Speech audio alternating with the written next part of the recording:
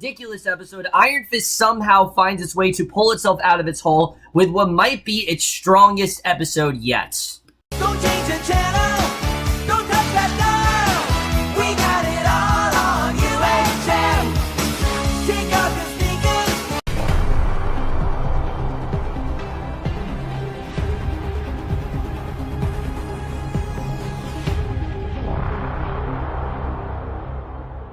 Guys, remember for Iron Fist Season 1, Episode 10, Black Tiger Steals Heart, and guys, I don't know how they do it. I really don't. I mean, I've gone on this long enough that Iron Fist seemed to have this pattern where every time it seemed like they were going to get good, they would go back to mediocre territory, and then it was good, then it was mediocre. The only time that didn't happen was episodes 3 and 4. Those both were really solid episodes, but the last episode we've had was devastating. It really was. I mean, it was completely the wrong direction for the show. I don't really know what they were thinking when they put out that episode, but this episode, however, I don't know how they do it. How do we go from what's easily the worst episode I've seen from any Marvel Netflix show to the best episode of this season? I mean, I don't understand it. I really don't. This because that's the thing about this episode. This episode in general was flat out great. I really love this episode.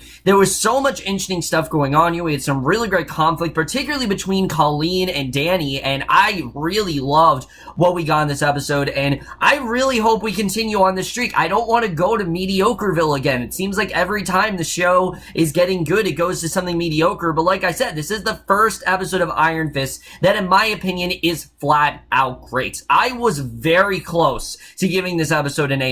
I really was. There are just a few things that really do hold it back, but for an Iron Fist episode, this blew the show completely out of the water. I mean, this was fantastic. I really love what we got here. And like I said, you know, when you don't overcomplicate things, it's a lot better. But let's just get in this episode because I definitely do want to talk about it.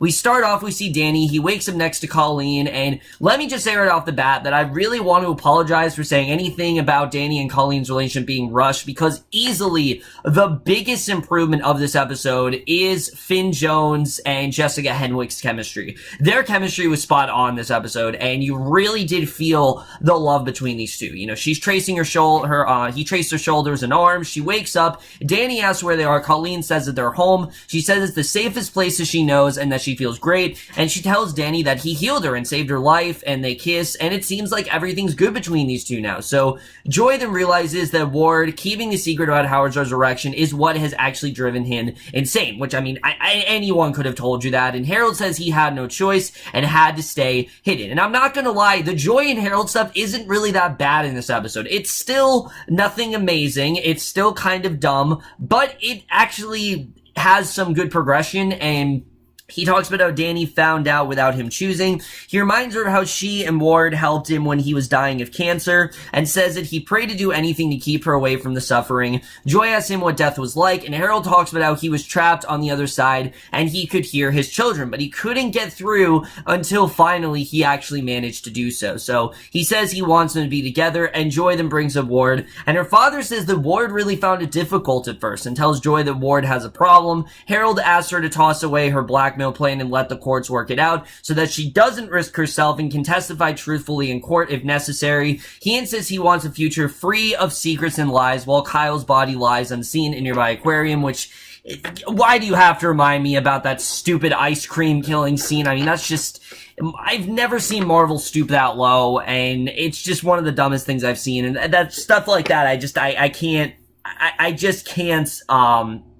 you know, get behind. I really can. If the show's gonna talk about constantly, it's really gonna piss me off, because I think it's probably the dumbest thing that I've seen in the show easily. But like I said, I thought this was all really solid. I thought this was a good opening as a whole, and the episode honestly does get better from here, because most of this episode is us really finding out more about Colleen's heritage and what she's really been through as a character. And Colleen, again, I've said so many times, Colleen Wing is easily the best character in the show. I mean, she easily is. Not that Danny's bad. He's not a bad character. In fact, as the episodes go on, he's becoming more and more compelling. Is he kind of annoying sometimes? Yes. But honestly, in the second half, he hasn't been as bad. Colleen, on the other hand, is still so much more inherently interesting. I mean, just her character in general, I really do love, and we find out a lot more about her backstory here. She shows Danny around Makuto's place and explains it's a combination monastery and school. She went there when she returned from her grandfather's home in Japan, and Makuto is the sensei to pretty much everyone there. So she's been training with Makuto for pretty much as long as she can remember, and Makuto comes over, he greets them.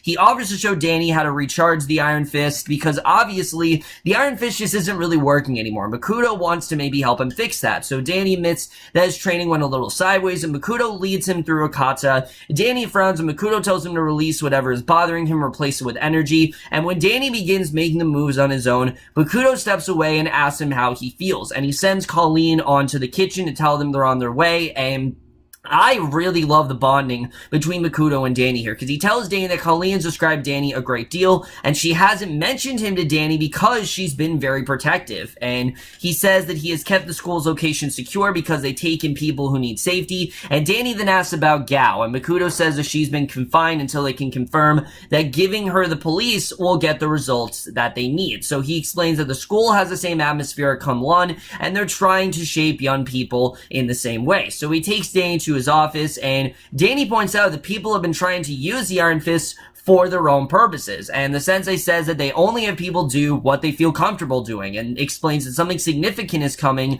He hopes to take down corporations that hurt people, and figures that Danny wants the same thing, which we know he actually does. So Makuto shows Danny a video from 1948. It's showing a group of Chinese soldiers that are lost in the mountains, and the video shows a man wielding the Iron Fist fighting the soldiers, and Makuto explains that he spent his life around dojos and monasteries, but he believed that the Iron Fist was a legend until he actually acquired the video, and he learned about the Iron Fist and offers to show Danny what he was really meant to be. And again, watching this, I'm like, alright, now this is really interesting. I mean, like I said, the show spends so much time on things that I just don't care about, like Rand Enterprise, and it's about time we focus on the Iron Fist. Still, I would like to see some flashbacks, but it's cool what we really do get here. I mean, it was really, really rewarding, and Danny warns that he's no guard, and Makuto wants him to train and lead a group of people who will take care of the marginalized and forgotten. So he offers to provide help to Danny about Rand, but insists that his destiny is at the monastery, doing something that really only Danny can do, that he needs to be at this monastery. That's what he's really meant to be doing, and I mean, I don't think any of us wanted to see Iron Fist, dealing with things like corporate litigation. Nobody cares about that, but Joy then calls Danny, puts Harold on the line, and Harold casually claims that Gao didn't kill him, and he told Joy everything. He plans to get Rand back and tells Danny to return so that he can actually help them. So Danny tells him that Gao's out of the way. He tells him about Makuto, and Harold wants him to be careful. Once he hangs up, he mutters that Danny did it. Joy really has no idea what he's talking about, and her father says that they have to celebrate. He pours whiskey, and when Joy tells him to stop, Harold angrily smashes the bottle on the floor and then apologizes for losing his temper. So again, this character's like really all over the place at this point. I can't really decide where they're going with him. And again, I really want to like the Joy and Harold stuff. I do, but it's just so all over the place, and it seems like they're literally switching,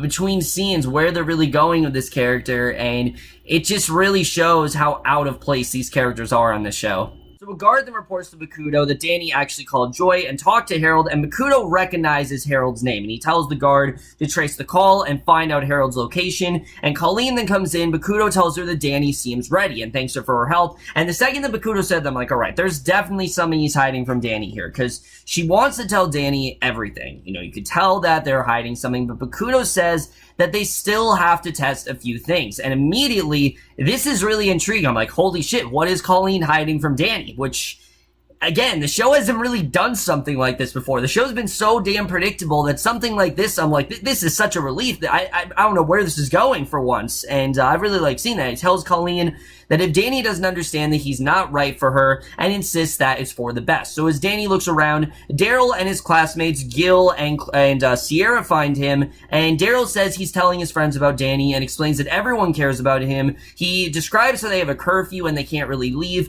but no one really wants to, and Danny asks if there are any places off limits in the school, and Daryl points out a large house. Later, he goes to the house and he sneaks in via a fire escape. Inside, he finds rooms with monitors outside showing imprisoned students, and he spots Gao on one monitor, and she realizes that he's actually watching, and Gao dismisses him as an idiot who ran to slavery, and that the Hand is stealing Danny's ability to trust. And she says that he's with the Hand, and Bakuto arrives, and he claims that Gao is lying. There's no way that Bakuto could possibly be with the Hand. There's no way. And she tells Danny that he won't find answers there, and Danny leaves with Bakuto, and Gao then sits back down. Now, as untrustworthy as Gao's really been, at this point, I'm like, you know what? She may actually be onto something, because Colleen and Bakuto just had the conversation where they said we can't tell Danny everything. Again, this was all really intriguing. I genuinely did not know where this scene was going to go, and I loved it. I love that we had unpredictability on the show. It's just not something we've seen a lot here, but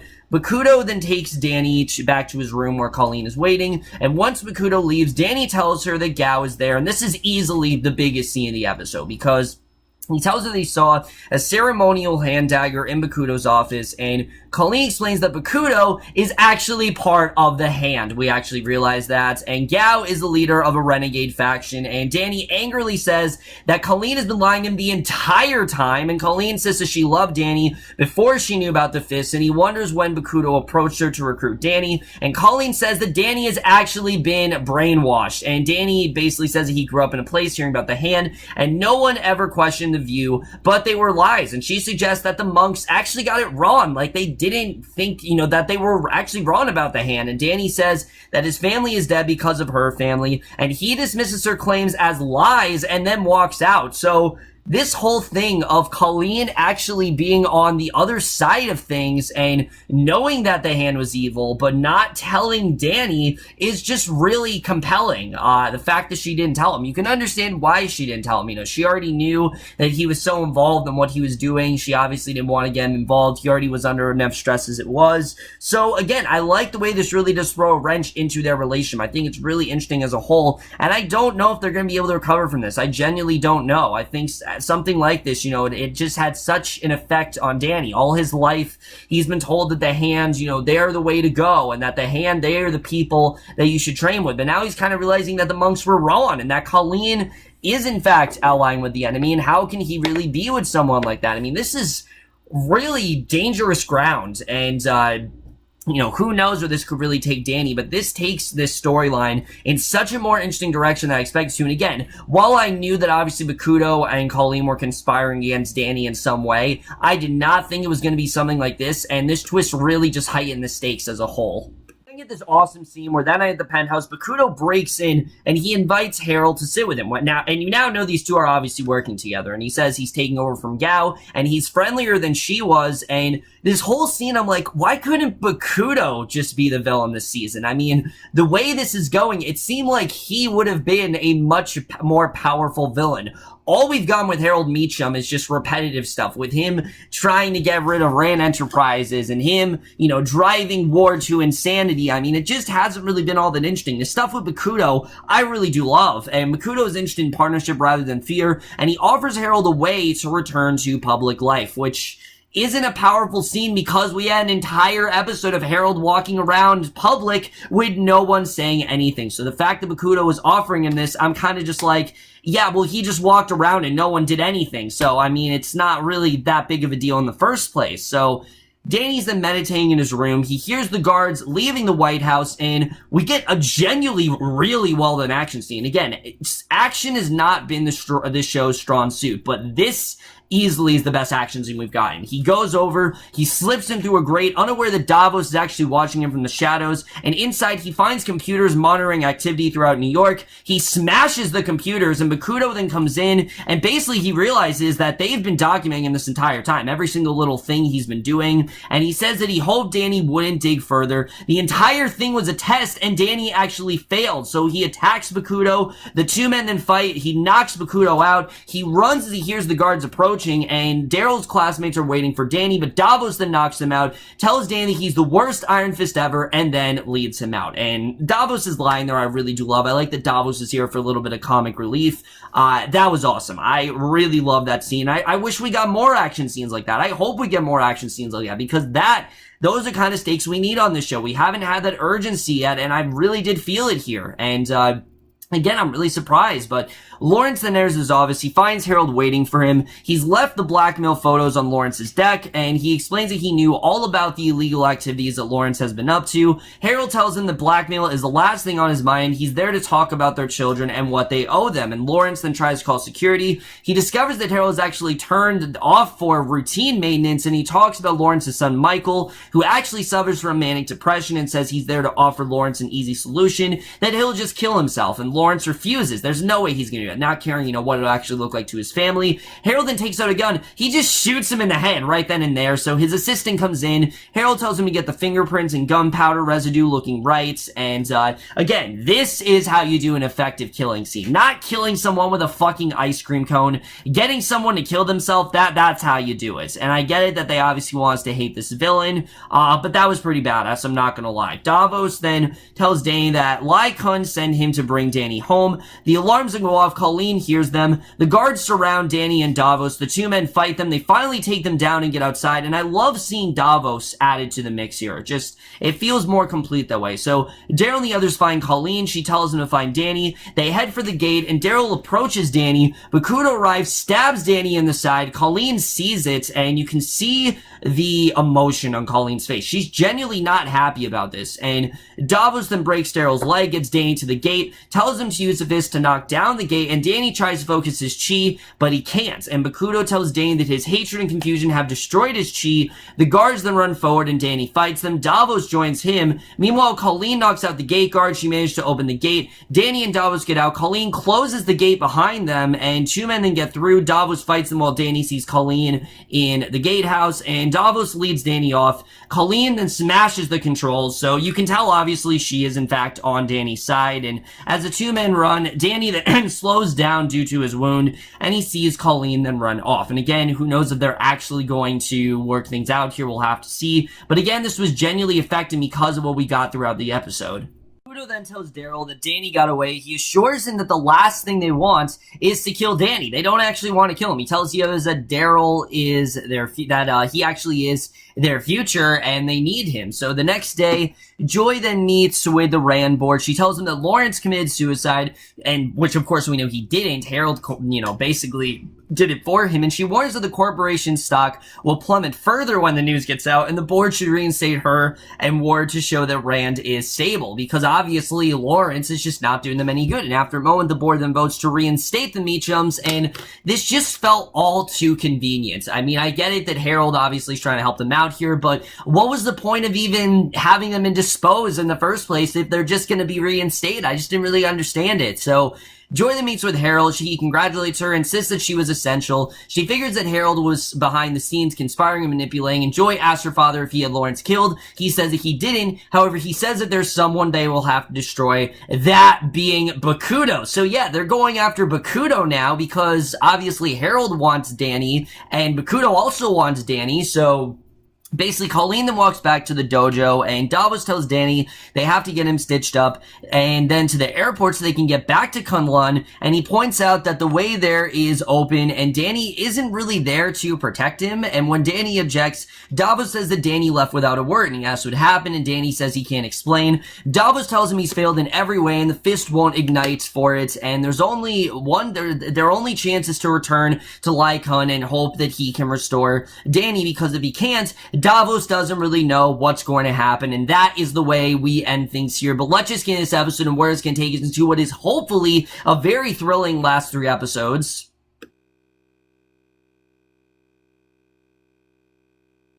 Yeah, guys, like I said, this was surprisingly a really well done episode. I thought we had a really good story here of, showing Colleen's background and that she's actually been allying with the Hand this entire time. It does seem that she is, while loyal, does in fact genuinely care about Danny, and I think that definitely is very interesting. You know, it's clear that she cares about him, but at the same time, it seems like it's kind of like an Elektra situation where she's been allying with them, and now she's kind of like trying to figure out, you know, she kind of has to tell them where Danny is. So, not entirely sure where that's going, but I doubt that Danny and Colleen are gonna be able to fix this in any way. I just don't really see that happening. You know, they've been through so much here, and Colleen's pretty much been lying to him the entire time, that, you know, to somehow get back to that, I just don't really see that happening. I mean,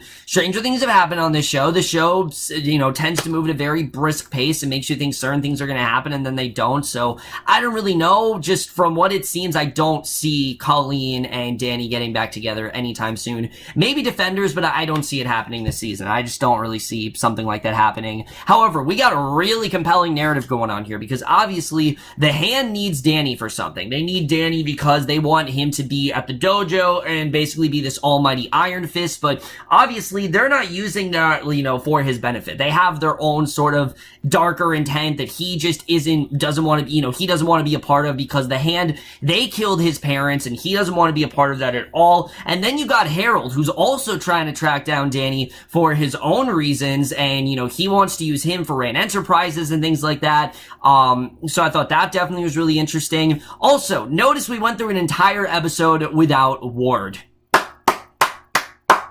I like it. I like it. Let's keep it going. The less Ward, the better, honestly. I really don't want to see much more of that character. You know, he's in the mental facility, getting his shit together. Let's just hope he stays there. I really don't want to see much more of this character, and I just hope they keep him there. I doubt he's going to stay there. I'm sure we're going to see him like one or two more times a season. At least in the finale, we're going to see him. But, you know, I'm glad that he was pretty much conspicuously absent from here. I didn't think he really needed to be here at all.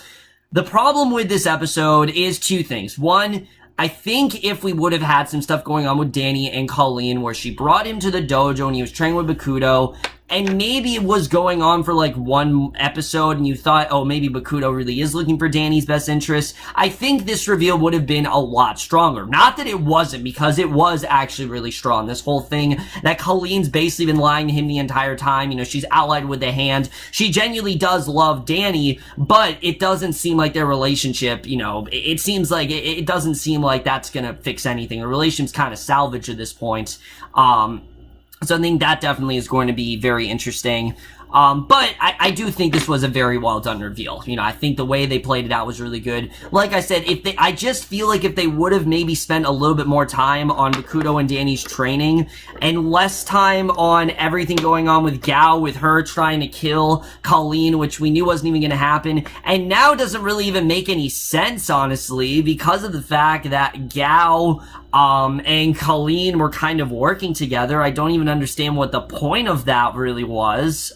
But whatever. I mean, apparently now they're working together. You know, they've been working together, at least it seems that way. So we'll have to see the way that's really going to go. Again, I think all that is definitely very interesting. But the other big problem is, you know, Rand Enterprises is obviously, you know, Joy and Ward, they got the company back. What was the point of them even losing it? I mean, nothing changed with them losing it. You just got Harold, he got the company back for them, and I just don't understand what the point was of them losing it. It just seemed really unnecessary to me. I didn't understand what they were really trying to do there, and it just felt really out of place, honestly. It really just didn't really feel like it added much to anything, just like a lot of things this season really have. It just seemed like this element that they wanted to do to add this, you know, sort of conflict, and we just didn't really need it. And, you know, there's already enough going on with the Meachums that I frankly don't care about, but it's so overcomplicated that them losing the company just add this other layer of the show that we really didn't need. Other than that, guys, I loved this episode. I really did. This was easily the best episode of Iron Fist so far.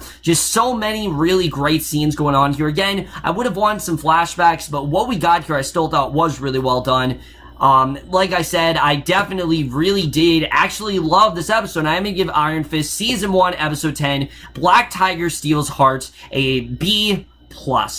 Once again, guys, like I said, I definitely really did enjoy this episode, but I really hope that this isn't just a fluke. I hope we're not going into that thing where it seems like it's gonna be good and then goes right back to mediocre. I'm praying that doesn't happen because the show's got me. It finally seems to hook me in. It took them 10 episodes, but they've actually hooked me in here. So I really want to see where this goes, and I really do hope it takes us somewhere interesting, but I don't know. You know, the show's really scared me wrong before, so I don't really have much faith in it. But the way things played out here, I definitely am hoping that this is, you know, setting up the show for really good things. But that's my review. Hope you guys enjoyed it. We'll see you guys in my next video, which will be for a movie review, and I will see you guys for that. Okay, bye.